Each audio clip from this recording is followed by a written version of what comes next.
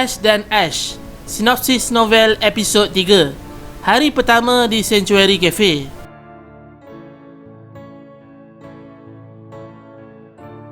Aisyah baru tahu bahawa Ashrafi adalah bos dan pemilik Sanctuary Cafe selepas dia terdengar kru lain memanggil Ashrafi bos.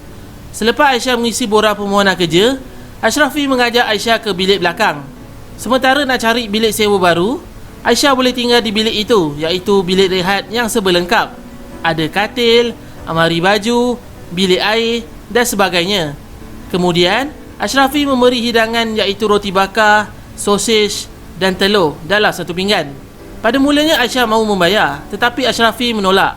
Dia berkata, take it or leave it.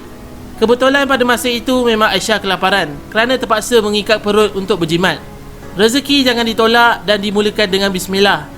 Aisyah menjamu makanan tersebut. Pengenalan kepada 4 watak iaitu pekerja-pekerja di Sanctuary Cafe. Antaranya Izhan, Izma, Rudy dan Julia. Masing-masing mempunyai karakter yang tersendiri. Izhan dan Izma adalah kembar. Mereka berdua antara staf yang paling ceria. Rudy pula pantang nampak perempuan cantik depan mata, padahal dah kahwin muda. Dan isterinya Julia seorang pendiam. Yang pasti masing-masing cekap melakukan kerja yang ditugaskan dan mereka berempat sangat baik. Tiba masanya Ashrafi memperkenalkan Aisyah kepada kru lain. Dengan ijazah yang ada pada Aisyah, kru yang lain boleh agak bahawa Aisyah lagi tua dari mereka semua dan boleh memanggilnya dengan panggilan kakak, Kak Aisyah. Mereka semua sangat gembira menerima kedatangan orang baru dalam kafe dan mereka juga suka dengan cadangan Izhan untuk memanggil Kak Aisyah dengan panggilan Kak Aish.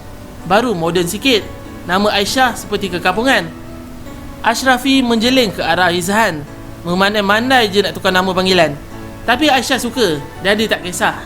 Ashrafi berpesan pada Aisyah, jika ada apa-apa masalah, boleh datang berjumpa dengannya dan berbincang. Anggaplah kita semua seperti satu keluarga. Aisyah mengambil keputusan untuk memulakan kerjanya pada hari itu juga. Dan Ashrafi setuju saja. Dan dia tak kisah pun kalau nak mulakan kerja pada esok hari.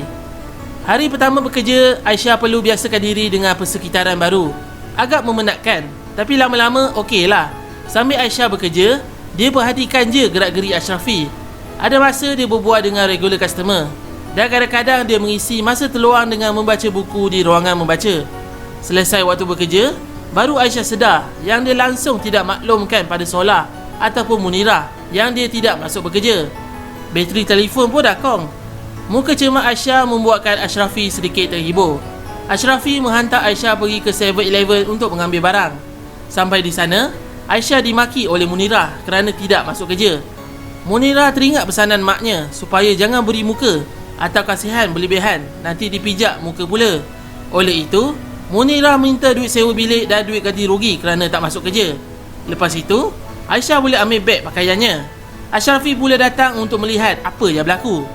Munirah berkata bahawa Aisyah perlu membayar RM500 dan Ashrafi mengeluarkan duit dari dompetnya. Dia beri duit berjumlah RM700. Lebihan duit itu, Ashrafi berpesan pada Munirah supaya gunakan duit itu untuk membeli hati nurani, beli rasa perikemanusiaan dan beli adab sopan.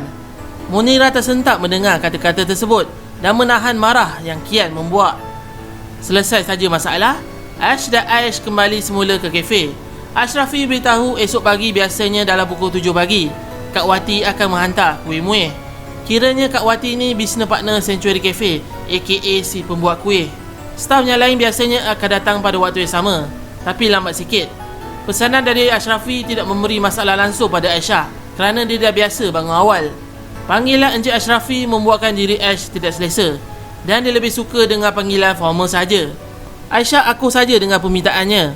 Lagipun, panggilan encik menunjukkan tanda dia hormat pada orang yang telah bersusah payah menolong dirinya.